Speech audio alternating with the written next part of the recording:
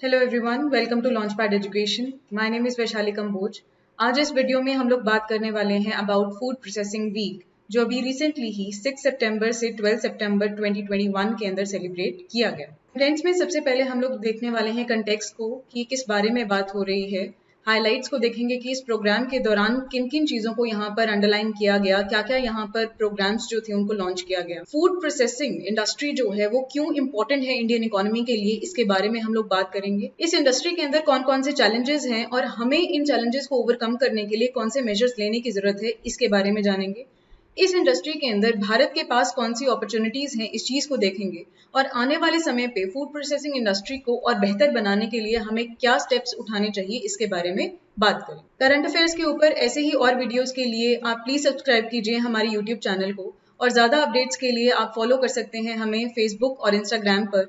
और अगर आपको पीडीएफ चाहिए इस वीडियो का तो आप प्लीज ज्वाइन कीजिए हमारा टेलीग्राम चैनल। अब देखते हैं कंटेक्स्ट को।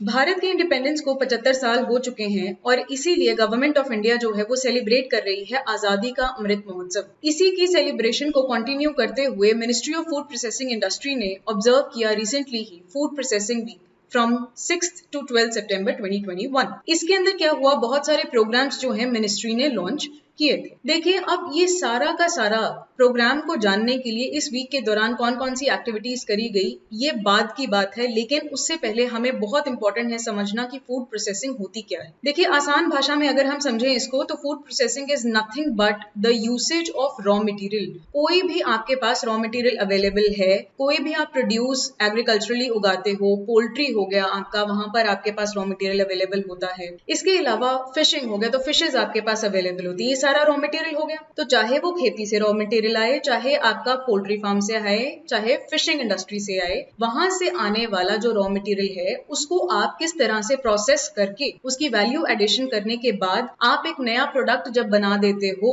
जिसका इस्तेमाल जो है कमर्शियल तौर पर किया जाता है मार्केट के अंदर by the consumers like us, तो इस प्रोसेस को हम लोग कहते हैं फूड प्रोसेसिंग।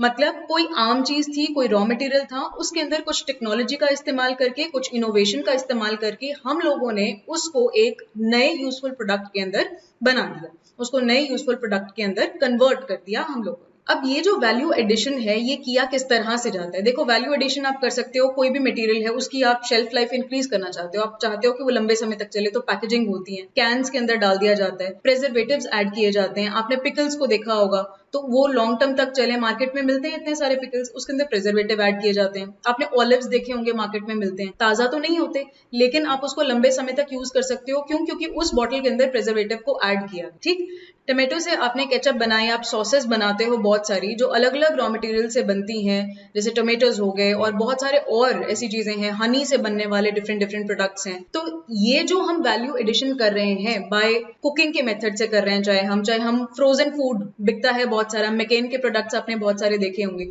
ये सब क्या है, ये सारी की सारी जो टेक्निक्स इसके अंदर यूज हो रही हैं, These are several methods that are used in food processing industry. इसके अंदर अगर हम एग्जांपल्स की बात करें तो we have, अभी मैंने मैकेन की बात करी, ये एक बहुत बड़ी एक कंपनी है जो फ्रोजन फूड के अंदर काम करती है। तो आपने बहुत सारे यहाँ पर स्नैक्स देखे होंगे, कॉर्न्स जो हैं वो भी फ्रीज करके ये लोग बेचते हैं।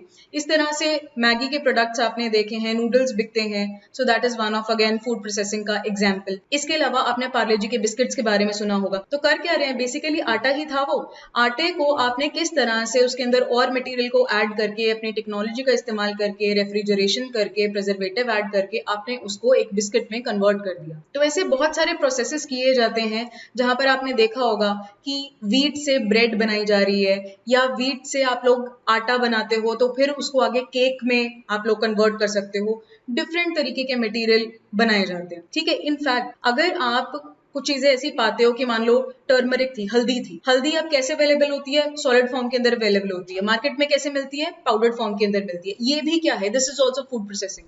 क्योंकि आम तौर पे हम जैसे लोग जो शहरों में रहते हैं ये अब सीधा हल्दी उगा नहीं सकते हैं अपने घरों में, तो हमें तो ऐसा चाहिए जो रेडी टू यूज कोई चीज हो। तो ऐसे रेडी टू यूज पैकेजिंग्स जो है वो मार्केट के अंदर अवेलेबल रहती हैं, जिनका हम डेली लाइफ में इस्तेमाल करते ही करते, राइट जी। तो फूड प्रोसेसिंग जो है वो हमारी लाइफ का एक बहुत इंपॉर्टेंट हिस्सा बन चुका है। और मैं आपको बता दूं कि ये फूड प्रोसेसिंग जो है ये हम अभी नहीं करना शुरू हुए, rather this is happening since the pre historic times. Pre historic times कैसे, आप याद करो जब अर्ली मैन हुआ करते थे तो उस समय पे वो लोग फूड को प्रिजर्व करने के लिए या फूड को और बेटर बनाने के लिए they used to cook it. वो उसको स्मोक करके स्टोर किया करते थे या उसको कुछ समय के लिए वो लोग चला लिया करते थे। हम ऐसा नहीं कहते कि वो लंबे समय तक चला सकते हैं या 4-5 दिन वो लोग स्टोर कर सकते हैं, दैट इज नॉट पॉसिबल। लेकिन उन्होंने एक ऐसी टेक्नोलॉजी को इन्वेंट किया, फायर, उससे उन्होंने कुक किया, तो उससे क्या हुआ कि जो फूड की लाइफ थी वो थोड़ी इंक्रीज हो गई। तो उन्होंने यहाँ पर एक नई चीज को इन्वेंट किया विच वॉज फायर, और यहाँ पे जिस टेक्निक को यूज किया वो था कुकिंग। तो कुक करके उन लोगों ने जितने भी बैक्टीरिया जो उस फूड के साथ कनेक्टेड होंगे या उस फूड के ऊपर प्रेजेंट होंगे वो कुक करके हट गए। इससे क्या हुआ, वो जो लाइफ ऑफ दैट फूड थी वो इंक्रीज हो गई और वो खाने में भी सेफ रहा, राइट। इसके बाद देख लेते हैं कुछ एडवांटेजेस को। देखो अब हो क्या रहा है कि हमारे यहाँ पे फूड की वेस्टेज बहुत ज्यादा है। हर साल कम से कम 1/3 ऑफ द फूड जितना प्रोड्यूस होता है उसमें से 1/3 ऑफ द फूड जो है वो वेस्ट चला जाता है। तो हम क्या चाहते हैं कि हम इतना कुछ अगर उगा रहे हैं, इंडिया जो है आप देखो सेकेंड लार्जेस्ट है in production of fruits and vegetables, तो इतना ज्यादा हम लोग प्रोड्यूस कर रहे हैं और एट द सेम टाइम हम लोग इतना ज्यादा वेस्ट भी कर रहे हैं। Now we do not want to waste such product. अब देखो हमारे कंट्री के अंदर तो इतनी भुखमरी है, इतने सारे लोग जो वो गरीबी में जी रहे हैं, जिनको 2 वक्त की रोटी नसीब नहीं होती, और ऐसे कंट्री के अंदर अगर इतना ज्यादा फूड जो है वो वेस्टेज के अंदर जाएगा then it is not a good thing, right. तो हमने एक मेथड यहाँ पर क्या निकाला फूड प्रोसेसिंग का, कि भाई जो भी ऐसा प्रोडक्ट जो हमें लगता है एक्सेस में है या हमसे संभाला नहीं जा रहा है या वो जनता के अंदर डिस्ट्रीब्यूट होने में टाइम लग रहा है, उसके लिए हमें यहाँ पर जरूरत है फूड प्रोसेसिंग की, जिससे ये जो फूड है वो लंबे समय तक चल पाए, स्टोरेज फैसिलिटीज के अंदर ये स्टोर हो एंड फाइनली ये कंज्यूमर तक पहुंच पाए। So let's see the advantages now. तो एक तो हुआ जैसे हमने बात करी कि वेस्टेज जो है वो बहुत ज्यादा कम हो जाए। दूसरी चीज, अभी क्या है, हम लोग शहरों में रहते हैं तो जो भी खेत के अंदर उगता है वो हम डायरेक्टली कंज्यूम नहीं कर सकते। फॉर एग्जाम्पल अगर मैं आटे का एग्जाम्पल लूं तो व्हीट जो है वो फार्म्स के अंदर ग्रो करती है। अब व्हीट जो है वो ग्रो होती है, उसका आटा जो है वो बनाया जाता है, लेकिन जैसे ही व्हीट को आप पीसोगे तो डायरेक्टली आप वो आटा इस्तेमाल नहीं कर सकते हो, ठीक। क्यों? व्हीट के साथ साथ बहुत सारा ऐसा वेस्ट मटेरियल भी होता है जो कंज्यूम नहीं किया जा सकता, तो उसके लिए व्हीट की प्रोसेसिंग की जरूरत है, विच इज वाई ऐसी इंडस्ट्रीज अवेलेबल हैं जो व्हीट को क्लीन करके उसका हस्क रिमूव करके and then they make the flour, right. तो कैसे वो जो व्हीट का प्लांट है उससे आटा का बनना, पैक होके आपके घर पे आना, दिस इज फूड प्रोसेसिंग। तो इसको क्या बोल देते हैं, पैलेटेबल फूड। तो हमने क्या कर दिया, फूड प्रोसेसिंग की हेल्प से फूड को इस्तेमाल करने योग्य बना लिया अपने, ठीक है। दूसरी चीज है न्यूट्रिशन। न्यूट्रिएंट्स जो हैं इन फूड प्रोडक्ट्स के अंदर कोई भी हो सकता है वो लंबे समय तक पड़ा रहे तो ऐसे ही खराब हो जाएगा, लेकिन अगर हम उसकी प्रोसेसिंग कर दें तो उसके अंदर जो न्यूट्रिएंट्स हैं वो उनको एनहांस भी कर सकते हैं हम लोग कुछ चीजों को ऐड करके उसके अंदर। सेकेंडली जो भी उसका न्यूट्रिएंट है हम उसको रिटेन भी कर सकते हैं कि लंबे समय तक ये न्यूट्रिशन जो है उसके अंदर रहे ही रहे, ये कहीं खराब ना हो जाए। अगर वो एनवायरमेंट के अंदर ऐसे ही पड़ा रहेगा तो because of moisture, because of presence of bacteria वो कभी ना कभी खराब हो ही जाए, ठीक है। तो हम प्रिजर्व करें इसकी। Third is food safety. अब फूड सेफ्टी किस तरह से, आप देखिए कि हमने अभी बात करी कि कुछ प्रोडक्ट्स ऐसे होते हैं जो अगर आम ही एनवायरमेंट में पड़े रहे, ऐसी ओपन हम लोग छोड़ दें एटमॉस्फेयर में, तो वो खराब होने की संभावना इंक्रीज हो जाती है। जैसे कि let's say example of milk, अगर आप मिल्क को थोड़ी देर के लिए ऐसे छोड़ दोगे तो थोड़े टाइम बाद वो फट जाएगा जैसे आप उसको गर्म करोगे। नाउ इसके लिए क्या किया गया, पैस्चराइजेशन के मेथड्स जो है वो अपनाए जाते हैं ताकि लंबे समय तक दूध जो है वो स्टे कर सके, राइट। तो आपने देखा होगा डेट्स लिखी होती हैं जब पैकेट के अंदर आप मिल्क लेके आते हो, तो वो इसीलिए इतने लंबे समय तक चल पाता है क्योंकि उसके अंदर पैस्चराइजेशन जो है वो की हुई है, तो that is a safety major. तीसरी अगर हम बात करें शेल्फ लाइफ की, सो लाइक आई सेड कि ऐसे डिफरेंट प्रोडक्ट्स हो सकते हैं जिससे जो उम्र है उस फूड प्रोडक्ट की वो इंक्रीज करी जा सकती है, कितनी ड्यूरेशन तक वो चलेगा इसको हम इंक्रीज कर सकते हैं। जैसे आपने ब्रेड के पैकेट्स के ऊपर डेट देखी होगी, कितने समय तक वो चल सकता है, हम देखते हैं ना कि ये मैन्युफैक्चर डेट है, ये एक्सपायर डेट है, इतने टाइम तक ये चल सकता है। सो उसके इतने टाइम तक चलने का रीजन यही है कि उसके अंदर कुछ ऐसे यूजफुल प्रोडक्ट्स को डाला गया, उसकी शेल्फ लाइफ इंक्रीज करनी। Then the last one is improving the quality and value. आप फूड प्रोसेसिंग करोगे तो ऑब्वियसली उसकी वैल्यू एडिशन हो रही है, तो उस प्रोडक्ट का जो प्राइस है वो इंक्रीज हो जाएगा, तो बनाने वाले को उससे फायदा भी होगा। जहां वो एक और क्वालिटी इंप्रूव कर रहा है उस प्रोडक्ट की, आपके पास सिंपल एक आटा था, आपने आटे से केक बना दिया तो ऑब्वियसली केक की जो कीमत होगी वो ज्यादा होगी, राइट। आपके पास नॉर्मल शुगर केन था, आपने फर्मेंटेशन का प्रोसेस इस्तेमाल करके, ग्रेप्स थे, आपने फर्मेंटेशन का प्रोसेस इस्तेमाल करके वाइन बना दिया, अल्कोहल बना दिया, तो क्या हुआ, उसका जो वैल्यू था वो इंक्रीज हो गया, बट देखिए एडवांटेजेस के साथ कुछ कुछ डिसएडवांटेजेस भी हैं। अब देखो ऐसा भी हो सकता है कि कुछ प्रिजर्वेटिव्स को ऐड किया गया हो तो किसी पर्सन को एलर्जी भी हो सकती है उससे, वी डू नॉट नो, है ना, हम लोग कंज्यूम कर ले, हमें पता नहीं चले, right. And secondly, in products के अंदर जो प्रिजर्वेटिव्स ऐड किए जाते हैं उनमें से कुछ कॉमन प्रिजर्वेटिव्स हैं हमारे पास, sodium benzoate and sulphur dioxide. अब ये जो दो प्रोडक्ट्स हैं, किसी पर्सन को अगर एस्थमा हो, अगर कोई ऐसा पर्सन है जो इस बीमारी से गुजर रहा है, तो उस पर्सन के अंदर चेस्ट के अंदर टाइटनेस होने लग जाती है, तो these are harmful for the person having asthma. So ऐसे कुछ प्रॉब्लम्स भी हो सकती हैं अगर आप फूड प्रोसेस्ड जो है वो कंज्यूम करते हो। ऑलराइट, सो आप लोगों को फूड प्रोसेसिंग क्या है इसका बेसिक आइडिया हो गया होगा। इसके अंदर किस किस टेक्नोलॉजी का इस्तेमाल करता है इसके बारे में हमने थोड़ी बात करी, and also we talked about the advantages and disadvantages. अब हम लोग बात करते हैं कि इस फूड प्रोसेसिंग वीक के अंदर क्या क्या काम जो था वो हुआ। तो मिनिस्ट्री जो है उसने लॉन्च किया फूड प्रोसेसिंग वीक को on 6 September 2021। Official video on social media platforms जो है ऐसे करके उन्होंने लॉन्च किया था। एम इसका क्या है, to provide modern infrastructure facilities for food processing industries along the value chain from farm to market. तो बेसिकली हम लोग चाहते हैं कि खेत से दुकान तक हमारा जो प्रोडक्ट है वो सामने आए। हम लोग खेत में प्रेजेंट जो रॉ मटेरियल है उसको मार्केट तक एक प्रोसेस्ड फूड प्रोडक्ट के तरह से कैसे लेके आए, इसके ऊपर हमारा फोकस है। तो मॉडर्न इंफ्रास्ट्रक्चर इसके लिए हमें चाहिए, हमें इसके लिए टेक्नोलॉजी चाहिए, जिसके ऊपर ये प्रोग्राम जो है फोकस कर रहा है। तो इसके दौरान 21 फूड प्रोसेसिंग प्रोजेक्ट्स जो हैं उसको लॉन्च किया गया, जिसका कॉस्ट है around 416.59 crore. So under the PMFME scheme, अब इसको देख लेते हैं ये क्या है जी। तो PM stands for prime minister and FME stands for formalisation of micro food processing enterprises. So there is this scheme जिसके अंदर सीड कैपिटल जो है उसको प्रोवाइड किया जाता है सेल्फ हेल्प ग्रुप्स को डिफरेंट डिफरेंट स्टेट्स के अंदर, ताकि वो लोग एक ऑर्गेनाइज्ड वे में इस सेक्टर के अंदर पार्टिसिपेट कर सके। अभी क्या प्रॉब्लम है कि फूड प्रोसेसिंग जो सेक्टर है उसके अंदर काफी सारे जो सेक्शन है वो अनऑर्गेनाइज सेक्टर के अंदर इन्वॉल्व है, मतलब फूड प्रोसेसिंग अनऑर्गेनाइज्ड सेक्टर के तौर पर हो रही है। तो इसकी फॉर्मलाइजेशन की जरूरत है ताकि ये जो इंडस्ट्री है इसको बेटर फाइनेंसेस जो है वो मिल सके, बेटर फंड्स गवर्नमेंट के द्वारा मिल सके, बेटर हेल्प मिल सके, और यहाँ पे प्रेजेंट जो भी लेबर फोर्स है उन लोगों को भी गवर्नमेंट की स्कीम्स का फायदा हो सके, यहाँ पर प्रॉपर टेक्नोलॉजी जो है वो आ सके। तो ये कब हो पाता है, जब हम ऑर्गेनाइज्ड सेक्टर के अंदर एंटर करते हैं, राइट। तो ये जो स्कीम है इसके ऊपर फोकस करती है। During the food processing week 4709 members of self help groups across the country were provided financial assistance. तो उन लोगों को इतना असिस्टेंस जो था वो दिया गया एज सीड कैपिटल, ताकि वो अपना काम जो है उसको शुरू कर सके। तो मिनिस्ट्री जो है हमारी फूड प्रोसेसिंग इंडस्ट्री की, उसने ये स्कीम लॉन्च करी थी अंडर आत्मनिर्भर भारत अभियान। तो जब हम बात करते हैं सेल्फ रिलायंस की, कि हम लोग खुद अपने लिए काम करेंगे, हम लोग खुद अपने भारत को महान बनाएंगे, इकोनॉमी को बेटर बनाएंगे और दूसरे कंट्रीज के ऊपर जो डिपेंडेंसी है उसको कम करेंगे। तो हम नहीं चाहते कि जो फूड प्रोसेस्ड आता है वो कहीं बाहर से आए, हम लोग अपने देश के अंदर ही बनाएं इस चीज को, हमारा एक्सपोर्ट पोटेंशियल जो है वो इंक्रीज हो। जिसके लिए जरूरत क्या थी कि हमारी जो फूड प्रोसेसिंग एंटरप्राइजेस हैं, जो छोटी छोटी हैं, माइक्रो फूड प्रोसेसिंग एंटरप्राइजेस, इन लोगों को हमें फॉर्मलाइज करना था, इनको हमने ऑर्गेनाइज्ड सेक्टर के अंदर लेकर आना था।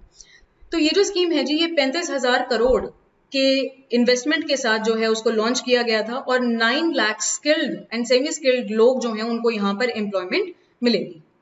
इसके अंदर one district one product approach को फॉलो किया जाता है। ये जी एक सेंट्रल स्पॉन्सर्ड स्कीम है। क्या है इसके अंदर कि देखिए ऐसा होता है कि एक पर्टिकुलर डिस्ट्रिक्ट, एक पर्टिकुलर एरिया, एक पर्टिकुलर प्रोडक्ट के लिए फेमस होता है, राइट। तो हम क्या चाहते हैं कि उस पर्टिकुलर डिस्ट्रिक्ट को उस पर्टिकुलर प्रोडक्ट के लिए कुछ हेल्प जो है सरकार की तरफ से मिले, ताकि वो जो प्रोडक्ट वहां पर उगता है उसकी प्रोसेसिंग बहुत बेहतर तरीके से हो पाए, और इसी प्रोडक्ट के एरिया के अंदर इंडिया का जो एक्सपोर्ट पोटेंशियल है वो इंक्रीज हो सके, ठीक है। तो एक particular product from one particular area. तो अनऑर्गेनाइज फूड प्रोसेसिंग सेक्टर जो है जी, उसको हम यहाँ पर फॉर्मलाइज करना चाहते हैं। That is around 25 lakh units, इतना अनऑर्गेनाइज सेक्टर के अंदर है, विच कॉन्ट्रीब्यूट्स टू 74% ऑफ एम्प्लॉयमेंट। तो इतने सारे लोग जो हैं यहाँ पर एम्प्लॉयड हैं, लेकिन वो काउंट किए जाते हैं अनऑर्गेनाइज्ड सेक्टर के अंदर। हम क्या चाहते हैं, इनका फॉर्मलाइजेशन हो जाए ताकि इकोनॉमी के अंदर बेटर ये लोग कंट्रीब्यूट कर पाए। The unorganised food processing sector जो है ये बहुत सारे चैलेंजेस फेस कर रहा है। परफॉर्मेंस जो है इसकी ये बेटर नहीं हो पा रही है, जिसकी वजह से, और ग्रोथ जो है वो भी हमें नहीं मिल पा रही है। So that is why we want formalisation. Again बात आ गई कि इकोनॉमी में कंट्रीब्यूट करना। अब चैलेंजेस क्या है हमारे पास? जी हमारे पास मॉडर्न टेक्नोलॉजी नहीं है, इक्विपमेंट नहीं है, हमारे पास ट्रेन्ड इंडिविजुअल्स नहीं है, इंस्टीट्यूशनल क्रेडिट माने हमारे पास फंड्स जो हैं वो प्रॉपर तरीके से नहीं आते। अगर आप एक ऑर्गेनाइज सेक्टर के पार्ट नहीं हो, आपकी जो कंपनी है वो ऑर्गेनाइज सेक्टर में नहीं आती, आप रजिस्टर्ड नहीं, तो उस केस में प्रॉब्लम आ सकती है फंड्स की। आप अगर कहीं से मांगना भी चाहो तो आपको एक इंस्टीट्यूशनल क्रेडिट जो है वो मिलने की संभावना कम हो जाती है, नेग्लिजिबल हो जाती है। बैंक से अगर आपको फंड लेना है तो बैंक आपसे मांगेगा, ठीक है, कुछ ना कुछ आपसे आपकी आइडेंटिफिकेशन मांगेगा, वो आपको चाहेगा कि आप ऑर्गेनाइज्ड सेक्टर के अंदर प्रेजेंट हो, आप फॉर्मलाइज्ड हो। देन हमारे पास बेसिक अवेयरनेस नहीं है कि किस तरह से हमने अपने बनाए हुए प्रोडक्ट का क्वालिटी मेंटेन करना।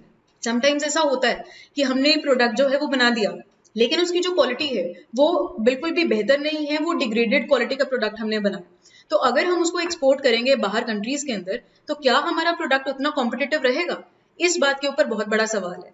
तो that is why we want our products to have a better quality, we want it to maintain proper standards.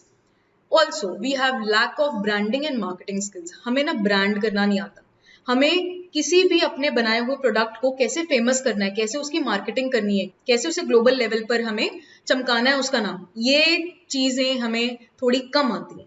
So the success story of this scheme, beneficiaries were also published on the ministries website. जो भी इस scheme के तहत beneficiaries थे, जिन लोगों को इस scheme के तहत फंड्स दिए गए, जिन्होंने अपनी एंटरप्राइजेस बनाई, जिन्होंने उसको बढ़ाया, ऐसे लोगों का नाम इस जो प्रोग्राम है, ये जो चल रहा है वीक, इसके अंदर शामिल किया गया। तो ऐसे कौन कौन से लोग थे? 7 एंटरप्रेन्योर्स थे जिनका नाम यहाँ पर दिया गया। जैसे कि एग्जाम्पल के तौर पर यहाँ पर मेंशन्ड है श्रीमती रंजू गर्ग, जो हनी फ्लो ऑर्गेनिक्स को बिलोंग करती हैं, ये उनकी इंडस्ट्री का नाम है। मिस्टर गौरव अशोक मेहतर, जो गजानन एग्रो इंडस्ट्रीज से कनेक्टेड हैं। So these people have gained from this scheme, which is again an example कि भाई ये जो स्कीम है ये बेटर परफॉर्म कर रही है और इसका स्कोप जो है वो बहुत हाई है। तो इस वीक के दौरान यहाँ पर सरकार ने ये दिखाया, इस वीक के दौरान ये दिखाने की कोशिश करी कि देखिए ये जो हमने स्कीम लॉन्च करी थी ये अब फायदेमंद साबित हो रही है। स्कीम ये पहले से चल रही है, लेकिन उसकी इम्प्लीमेंटेशन को वो लोग दिखा रहे हैं कि देखो ये परफॉर्म कर रही है, बिकॉज दीज पीपल को फायदा मिला। देन यहाँ पर ऑनलाइन और ऑफलाइन वेबिनार्स और वर्कशॉप्स जो थी उनको ऑर्गेनाइज किया गया। किसके ऊपर थी ये workshops? On food processing and value addition, कैसे आप बेटर बना सकते हो फूड प्रोडक्ट्स को, ठीक। और फूड प्रोडक्ट्स कौन कौन से? जैसे हनी हो गया, मिल्क से आप कैसे आइसक्रीम बना सकते हो, मिल्क से आप और कौन कौन से प्रोडक्ट्स बना सकते हो, मिल्क से पनीर बनाने वाली इंडस्ट्रीज भी हैं, राइट। बेकरी की इंडस्ट्रीज जो हैं उनके ऊपर फोकस किया गया। Under which project? Under one district one product project. Ministry ने अवेयरनेस कैंपेन्स भी यहाँ पर चलाए ताकि लोगों के अंदर प्रोसेस्ड फूड प्रोडक्ट्स के बारे में जानकारी जो है वो पहुंचाई जा सके, क्योंकि हो सकता है हमारे भारत के अंदर ऐसे लोग हों जो लोग ऐसा समझते हैं कि भाई ये तो डब्बे के अंदर प्रोडक्ट आया है, पता नहीं ये उतना हेल्दी होगा कि नहीं होगा, तो इसको कंज्यूम नहीं करते, ये तो बासी प्रोडक्ट है। देखिए इस बारे में हमें जानकारी जो है वो पहुंचाने की थोड़ी जरूरत है। जैसा लाइफस्टाइल इंडिया के अंदर आजकल होता जा रहा है, we are a fast moving economy, हमारे यहाँ पर जो अर्बन लाइफस्टाइल है वो बहुत ज्यादा बदल रहा है दिन ब दिन, जहां पर ये जो प्रोसेस्ड फूड प्रोडक्ट्स हैं इनकी जो डिमांड है वो काफी ज्यादा बढ़ती जा रही है। ऐसे ही हम और चाहते हैं कि ये लोगों तक पहुंचे, that is why we need these awareness campaigns. तो ये सरकार ने चलाए, ठीक। तो ये किसी भी तरह की जो मिसकंसेप्शंस रिलेटेड हैं इस इंडस्ट्री से, उसको हटाना था यहाँ पर। और यहाँ पर कुछ वीडियो को भी रिलीज किया गया जो अवेयरनेस फैला रही थी रिगार्डिंग फूड वेस्टेज, कि किस तरह से हमें फूड को वेस्ट नहीं करना चाहिए, इस वेस्टेज से क्या क्या हमें नुकसान होते हैं, क्यों भारत के लिए फूड का वेस्ट होना हानिकारक हो सकता है। सोशल मीडिया के ऊपर बहुत सारे ऐसे इन्फोग्राफिक्स, ऐसे बहुत सारी पिक्चर्स जो थी उनको शेयर किया गया, बहुत सारी ऐसी वीडियोस को शेयर किया गया ताकि लोगों तक ये पहुंचाई जा सके। ऑल्सो इस वीक के दौरान 5 फूड प्रोसेसिंग प्रोजेक्ट्स को लॉन्च किया गया। एक आसाम के अंदर हुआ, 3 गुजरात में और एक कर्नाटका के अंदर हुआ। किया किसने जी? हमारे यूनियन मिनिस्टर जो हैं फूड प्रोसेसिंग इंडस्ट्रीज के, श्री पशुपति कुमार पारस, और मिनिस्टर ऑफ स्टेट जो है फूड प्रोसेसिंग के, that is Shri Prahlad Singh Patel. Now the total cost of these 5 projects ये जो करे थे लॉन्च, this is 124 करोड़। तो यहाँ पे ग्रांट दी गई है 28 करोड़ की बाय द मिनिस्ट्री। एंड ये जो प्रोजेक्ट्स रहेंगे यहाँ पे डायरेक्ट और इनडायरेक्ट एम्प्लॉयमेंट जो है आप देखिए 820 लोगों को मिलने वाला है। एंड इसके साथ साथ 7700 farmers also will get benefit from this. कैसे? आप देखो, जो रॉ मटेरियल प्रोवाइड कर रहा है वो कौन करेगा? वो फार्मर ही करेगा। तो ये जो फूड प्रोसेसिंग इंडस्ट्रीज होती हैं ये कनेक्ट करती हैं, बैकवर्ड लिंकेजेस होती हैं इनकी, किससे? फार्मर से।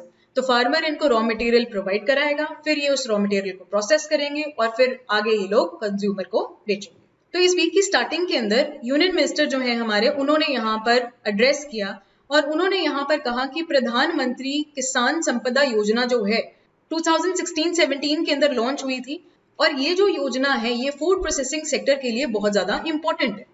ये एक अम्ब्रेला स्कीम है जी, जो सप्लीमेंट करती है एग्रीकल्चर को। अभी आप देखिए क्या है, एग्रीकल्चर के अंदर हमारे कंट्री के मोर देन 50% जो लोग हैं वो वहां पर एम्प्लॉयड हैं, लेकिन प्रॉब्लम क्या है कि वहां से जो जीडीपी का कंट्रीब्यूशन है वो बहुत ज्यादा कम है। इनफैक्ट सर्विस इंडस्ट्री जो है, जहां पर बहुत ही कम लोग हमारे देश के एम्प्लॉयड है, वहां से योगदान जो है जीडीपी के अंदर बहुत ज्यादा है। तो अब हम क्या चाहते हैं कि एग्रीकल्चर से भी इकोनॉमी के अंदर और ज्यादा कंट्रीब्यूशन इंक्रीज हो। हम चाहते हैं कि हमारे फार्मर की जो इनकम है वो डबल हो जाए, राइट? आपको याद होगा सरकार ने ये एम रखा है of doubling the farmers income.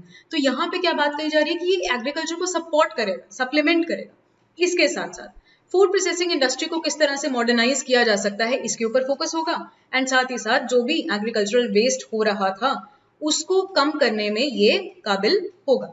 It is meant to encourage entrepreneurship. अब एंटरप्रेन्योरशिप जो है, बिजनेस माइंडेड जो लोग हैं वो किस तरह से नए स्टार्टअप्स स्टार्ट कर सकते हैं, वो लोग किस तरह से फूड प्रोसेसिंग इंडस्ट्री के अंदर एंटर कर सकते हैं, इसको ये थोड़ा बढ़ावा देने वाला है, क्योंकि यहाँ पे सपोर्ट जो है वो मिलेगी लोगों को। इसके साथ साथ बहुत सारे लोग यहाँ पर एम्प्लॉयड भी होंगे। जब नई इंडस्ट्रीज ओपन होंगी तो ऑब्वियसली लोगों को एम्प्लॉयमेंट मिलेगा।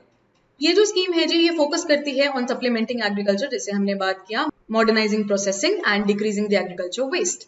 Now how can this happen? Mega food parks जो हैं उनको बनाया जाएगा। कोल्ड चेन स्टोरेजेस जो हैं, देखिए कोई ऐसा प्रोडक्ट हो सकता है जो लंबे समय तक बाहर पड़ा रहे तो खराब हो जाएगा, क्योंकि टेम्परेचर इतना ज्यादा हाई होता है। अब ऐसे प्रोडक्ट्स को क्या चाहिए, जैसे फ्रूट्स आप ले लो, खराब हो जाएंगे अगर बाहर पड़े रहेंगे, तो क्या चाहिए हमें, ऐसे कोल्ड चेन जो है, ऐसी स्टोरेजेस जो है वो चाहिए, तो इसके अंदर उसको करा जाएगा। देन प्रिजर्वेशन जो कैपेसिटीज हैं उसको बढ़ाना है फूड प्रोसेसिंग की।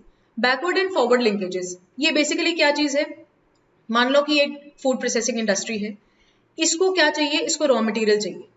ये रॉ मटेरियल कहाँ से लेगी, ये लेगी किससे, फार्मर से।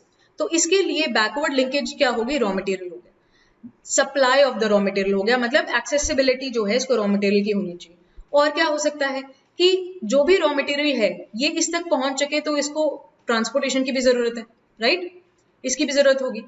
साथ ही साथ ये जो भी रॉ मटेरियल इसके पास पहुंच रहा है, इसको स्टोर करने की जरूरत है। ऐसा तो है नहीं कि एक दिन में इसके पास पहुंच जाएगा, कहीं दूर से भी सामान आ सकता है, तो यहाँ पे स्टोरेज फैसिलिटीज की भी जरूरत है।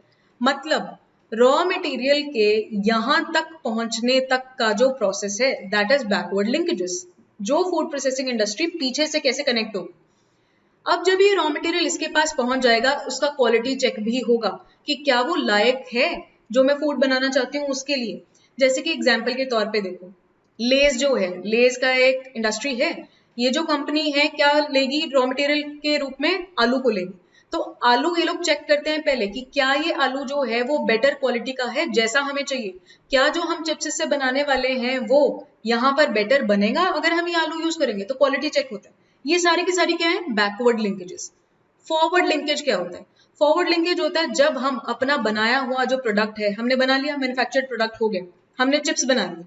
अब ये जो चिप्स है, मैं ये चाहती हूँ कि ये मार्केट के अंदर बिके, तो मुझे क्या करनी पड़ेगी, यहाँ पर मार्केटिंग करनी पड़ेगी, ठीक है। मेरे को यहाँ पे रिटेलर्स से कनेक्ट करना पड़ेगा।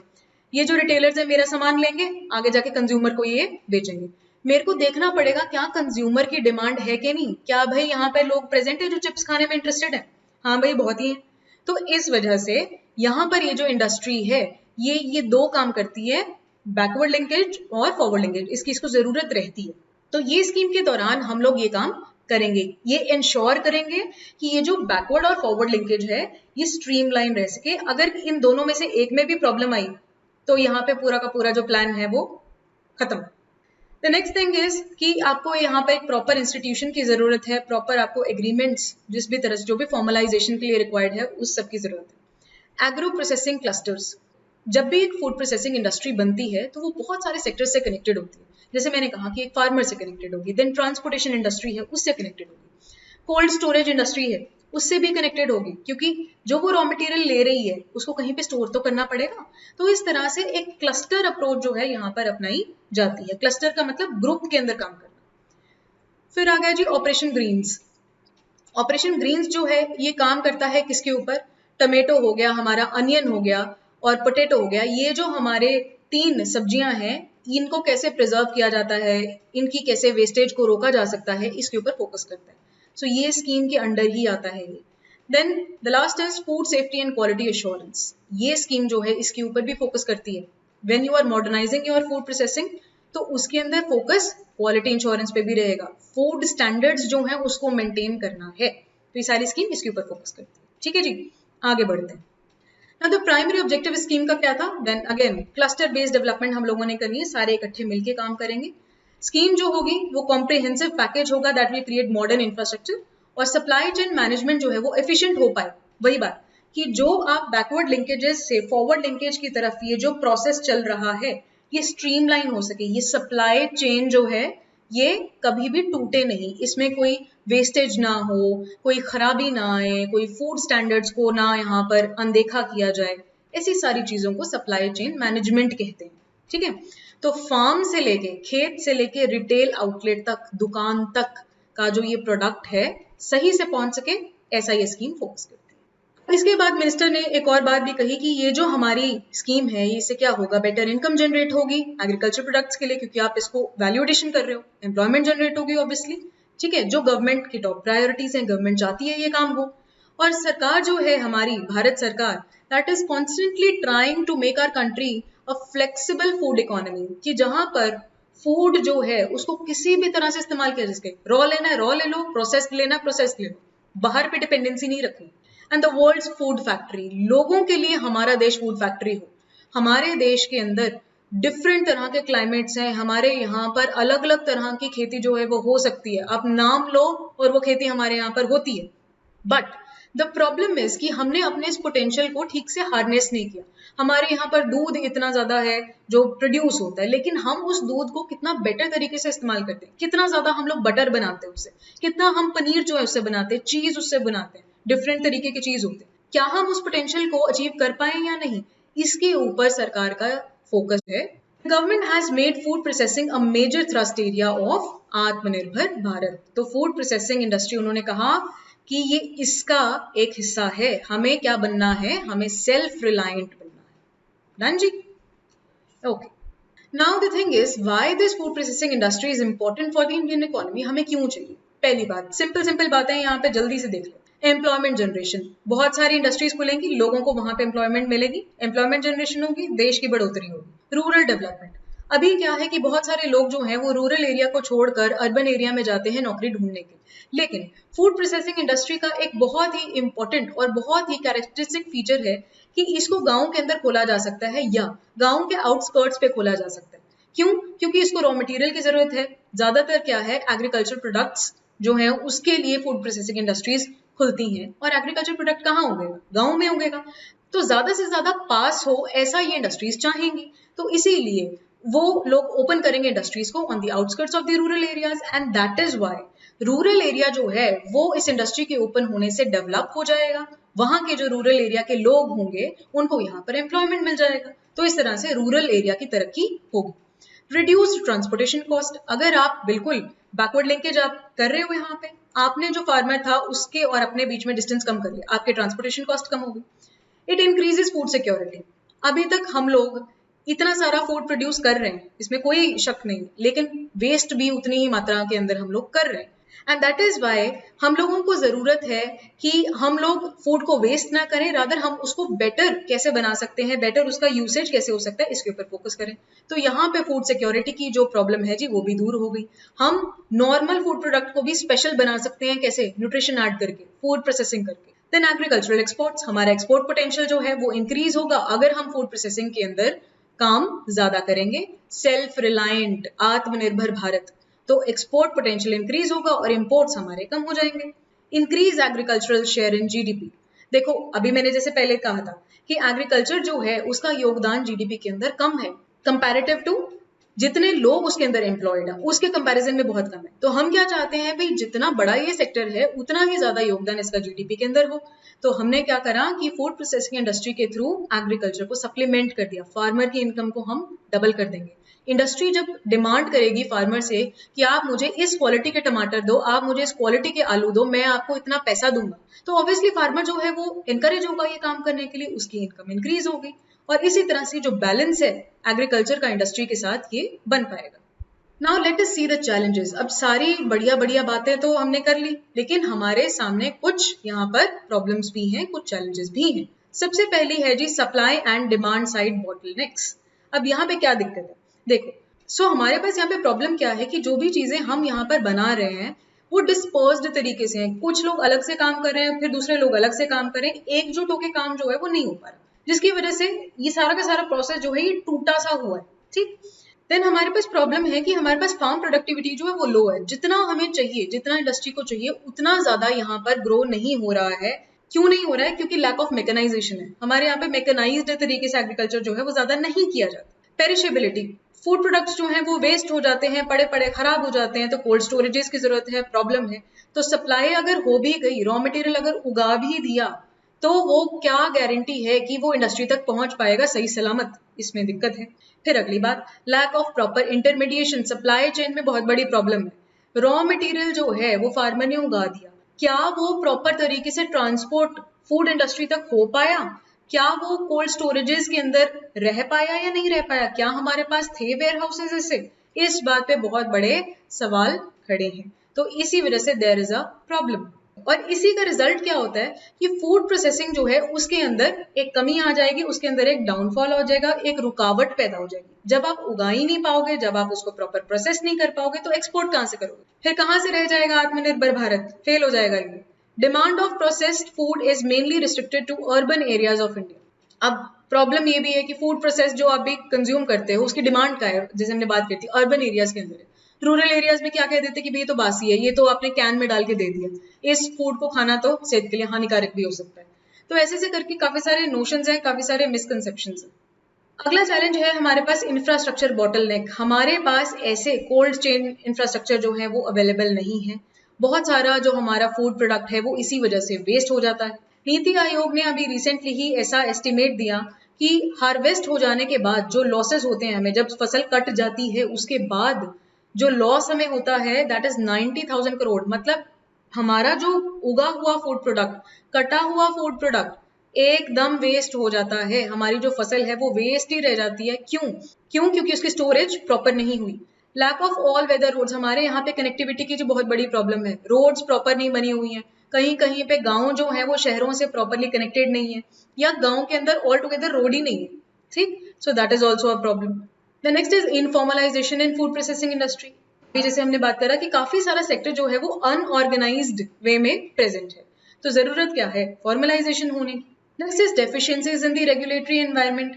रेगुलेशंस के अंदर थोड़ी यहाँ पर कमी है। हमारे पास लॉज तो बहुत सारे हैं, लेकिन वो डिफरेंट मिनिस्ट्रीज के अंदर लाए करते हैं, डिफरेंट डिपार्टमेंट्स के अंदर लाए करते हैं। हमें क्या चाहिए भाई? एक सिंगल नोडल एजेंसी हो जिसके अंदर ये सारा का सारा कार्यक्रम जो है वो देखा जाए। ठीक, तो अब देखो जैसे फूड स्टैंडर्ड्स को देखने वाले अलग हैं, प्रोसेसिंग को देखने वाले अलग हैं, पैकेजिंग को देखने वाले डिफरेंट, तो इस वजह से प्रॉब्लम्स आती हैं। तो जब ऐसे मल्टीप्लिसिटी ऑफ लेजिस्लेशन हो जाता है या एडमिनिस्ट्रेटिव डिलेज जब हो जाते हैं, किसी एडमिनिस्ट्रेटिव वर्क की वजह से जो है आपका काम नहीं हो पाया, तो प्रॉब्लम क्या आएगी एंड में? फूड सेफ्टी स्पेसिफिकेशंस और गाइडलाइंस जो है उसमें कॉन्ट्राडिक्शन होगा। एक जो लॉ था वो कुछ और कहता था, दूसरा लॉ आपने बना दिया किसी दूसरे डिपार्टमेंट ने सजेशंस देके। एक टाइम पे एक लॉ बना, दूसरे टाइम पे दूसरा लॉ बन गया, लेकिन वो आपस में सिंक में नहीं है, कॉन्ट्राडिक्ट कर जाते हैं। तो फिर इंडस्ट्रीज जो है वो किस चीज को माने, वो वहां पर प्रॉब्लम आ जाती है, डिस्प्यूट क्रिएट हो जाता है। सो जरूरत क्या है कि ये सारे डिपार्टमेंट्स जो है वो सिंक में काम करें, एकजुट होके एक लाइन में काम करने चाहिए। Next is low value exports. देखो भारत में क्या प्रॉब्लम है कि हमारे यहाँ पे प्राइमरी प्रोसेसिंग जो है वो ज्यादा की जाती है, सेकेंडरी प्रोसेसिंग कम की जाती है। प्राइमरी प्रोसेसिंग क्या होती है? सिंपल बात, जैसे हम बात कर रहे थे कि हमने क्या करा, गेहूं से आटा बना लिया, ये हो गई प्राइमरी प्रोसेसिंग। लेकिन इसके बाद सेकेंडरी प्रोसेसिंग हम क्या कहते हैं? जब इस आटे के इस्तेमाल से हम लोग केक्स बनाए, हम लोग ब्रेड्स बनाए और डिफरेंट तरह के प्रोडक्ट्स बनाए, ये होती है सेकेंडरी प्रोसेसिंग। तो इंडिया में क्या है कि सिंपल रॉ मटेरियल को कैसे आपकी आम जिंदगी के अंदर इस्तेमाल किया जाता है, इन प्रोडक्ट्स के ऊपर ज्यादा फोकस है। कैसे हल्दी आप जो है उसका पाउडर बना के बेच रहे हो, मिर्ची जो थी आपने साबुत उगाई उसका आपने पाउडर बना के फूड प्रोसेस करके पैक करके आपने बेच दी, ऐसे प्रोडक्ट ज्यादा बिकते हैं। इनसे जो नेक्स्ट प्रोडक्ट बनता है, सेकेंडरी प्रोसेसिंग जो होती है वो बहुत कम है। इसकी वजह से क्या हुआ, वैल्यू एडिशन लो होगी। उसका जो केक का जितना प्राइस है, आटे का उतना प्राइस तो नहीं है। वीट से आपने आटा बनाया, कम प्राइस होगा, लेकिन वीट से आटा बना के फिर आटे से आपने केक बनाया, या आपने बिस्किट बनाया, या आपने डिफरेंट तरीके के ब्रेड्स बना दिए, तो ये सारी चीजें हमारे यहाँ पे डिमांड में कम है, जिसकी वजह से वैल्यू एडिशन ज्यादा हाई नहीं हो पाता। तो एक्सपोर्ट की जो वैल्यू होगी ऑब्वियसली वो कम होगी। ड्यू टू दिस इंडिया के लिए एक प्रॉब्लम क्रिएट हो जाती है कि चाहे हम प्रोड्यूसर हैं एग्रीकल्चरल कमोडिटीज के, चाहे हम लार्जेस्ट हैं, we are the second largest producer of fruits and vegetables in the world. हम लोग बस, चाइना ही हमसे ऊपर है, हम सेकंड नंबर पे आते हैं, लेकिन उसके मुकाबले में, मतलब ये जो पोटेंशियल है इसके मुकाबले में जो एग्रीकल्चरल एक्सपोर्ट्स का जीडीपी के अंदर शेयर है ये काफी ज्यादा कम है। ठीक, इसके अलावा इशू हमारे पास और क्या क्या है, हमारे पास यहाँ पे फंड्स नहीं मिल पाते। फंड्स इंडस्ट्रीज को इसलिए नहीं मिल पाते क्योंकि वो लोग अनऑर्गेनाइज सेक्टर से हैं।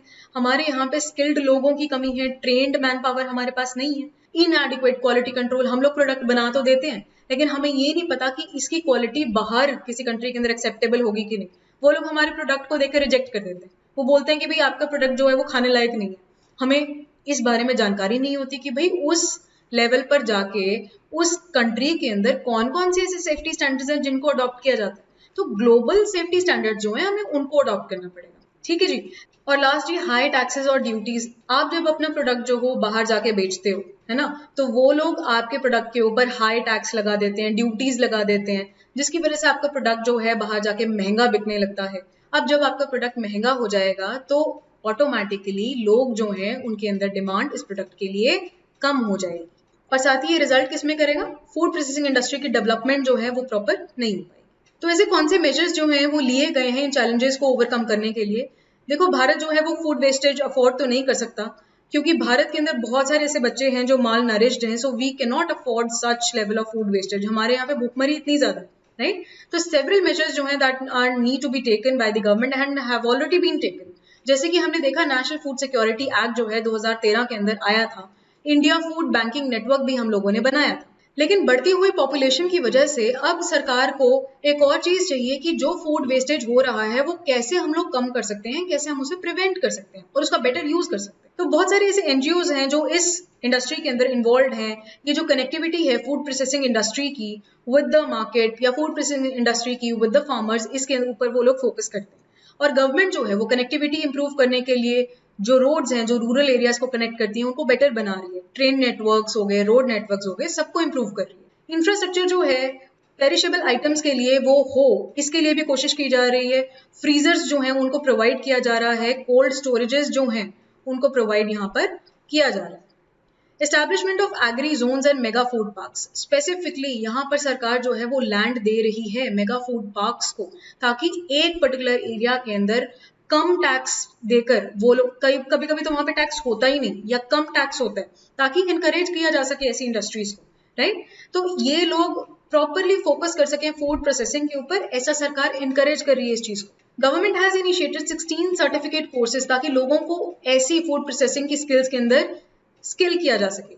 और सरकार ने यहाँ पर एक और बहुत बढ़िया काम किया जी, 100% FDI यहाँ पर दे दी कि आपके यहाँ पर अगर foreign direct investment food processing industry में होती है तो 100% उसके ऊपर छूट है। मतलब ये आप यहाँ पर आसानी से आ सकेंगे, आपको गवर्नमेंट के ज्यादा झंझट के अंदर नहीं पड़ना पड़ेगा। एनकरेजमेंट ऑफ स्टार्टअप्स एंड एंटरप्रेन्योरशिप्स, यहाँ पर सरकार एनकरेज कर रही है डिफरेंट स्कीम्स के थ्रू। आपने देखा अभी संपदा के थ्रू आपने देखा कि कितना ज्यादा वो लोग स्टार्टअप्स को एनकरेज कर रहे हैं कि आप लोग फंड्स ले लीजिए, आप लोग हमारे से सपोर्ट ले लीजिए, लेकिन आप इंडस्ट्रीज को ओपन कीजिए।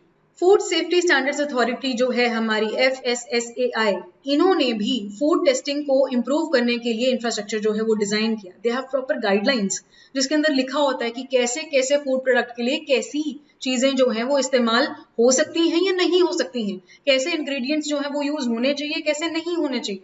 ये चीजों के ऊपर फोकस है FSSAI का। It plans to upgrade the existing 59 food testing factories and setting of 62 mobile food testing labs. तो आप देखो लैब्स ओपन हो रही हैं, फैक्ट्रीज ओपन हो रही हैं ताकि फूड प्रोडक्ट की क्वालिटी टेस्ट हो सके, जिसकी वजह से हमारा प्रोडक्ट जो है कभी कभी मार खा जाता है बाहर वाले देशों में।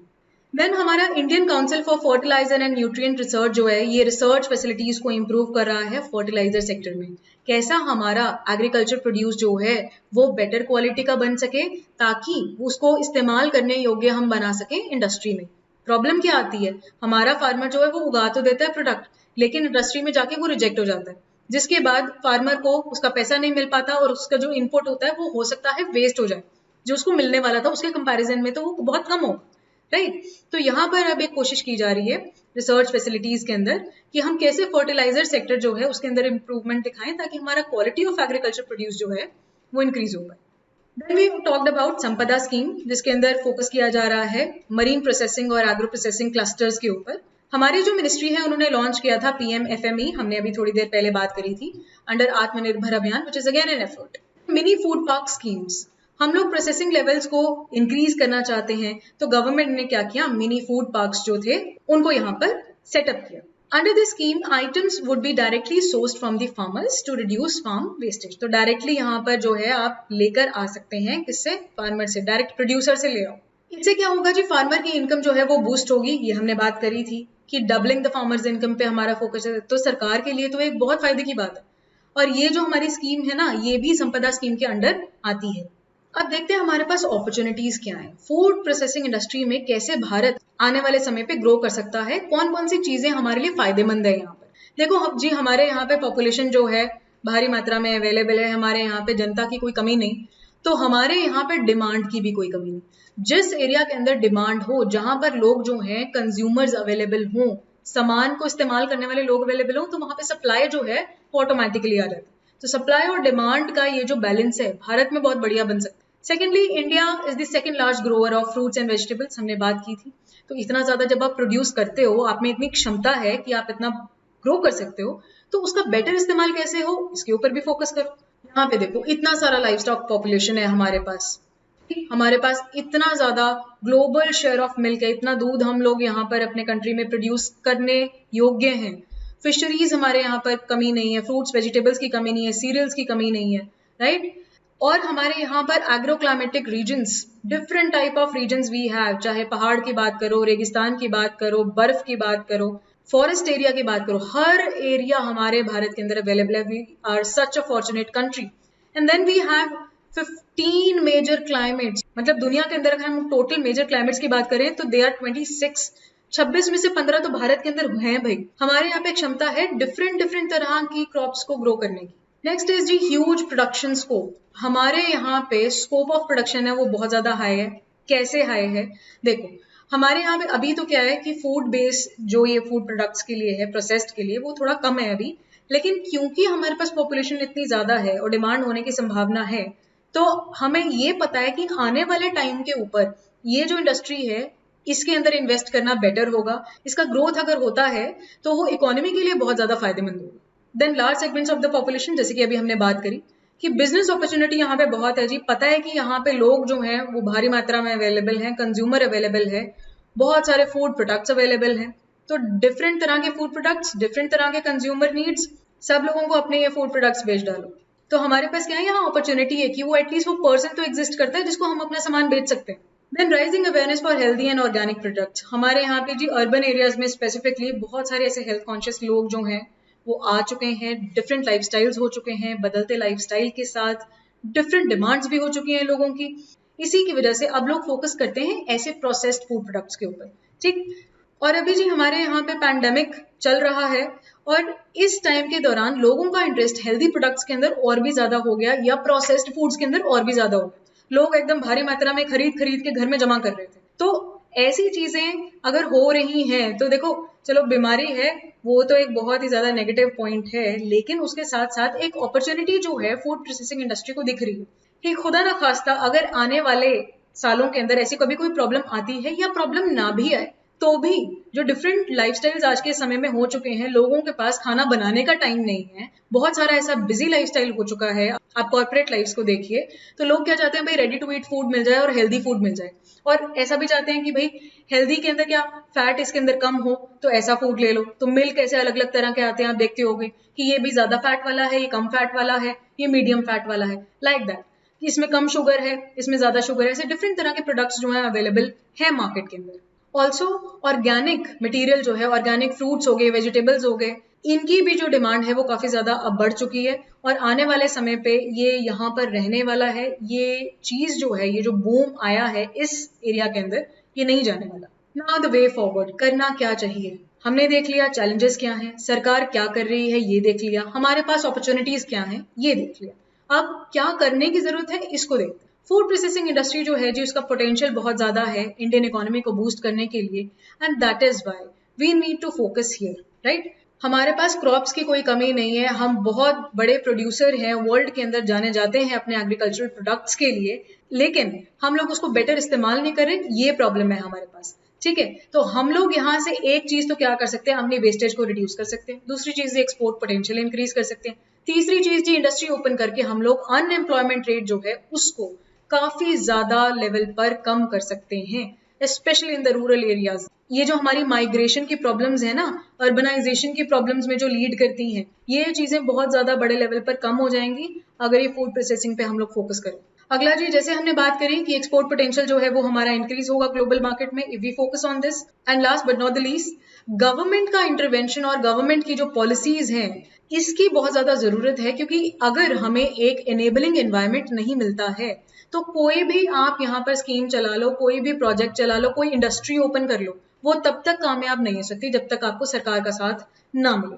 ठीक है जी, so this is very very important. अब हम लोग बात कर लेते हैं जी क्वेश्चंस के बारे में।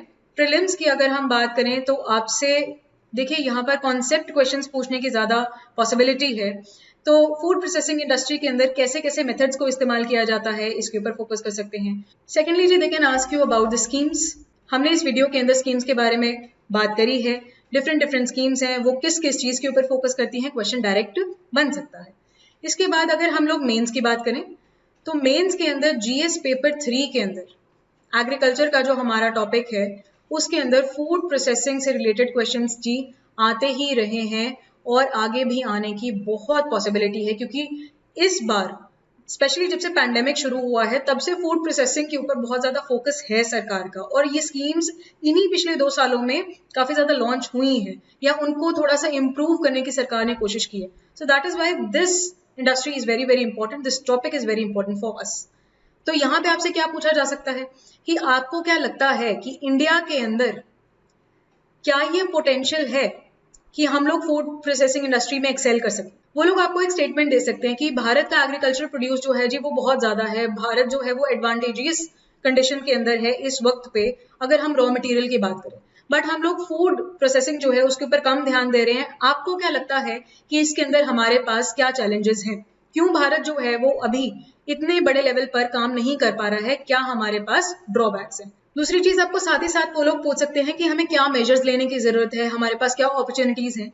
तो इस तरह से करके एक ओवरऑल क्वेश्चन यहाँ पर बनाया जा सकता है। तो इस वीडियो के अंदर आज जो हमने ये टॉपिक कवर किया है, it is not just food processing week के बारे में हम लोगों ने बात करी है, हमने फूड प्रोसेसिंग इंडस्ट्री के बारे में एज अ होल बात करी है। तो बड़े ही कॉम्प्रिहेंसिवली तरीके से we have tried to cover this topic. I hope you liked it. So that was all from this topic. Thank you so much for watching this video. Please don't forget to subscribe to our YouTube channel, and for more updates follow us on Facebook and Instagram. And if you need the PDF of this video, then please join our Telegram channel. Thank you so much.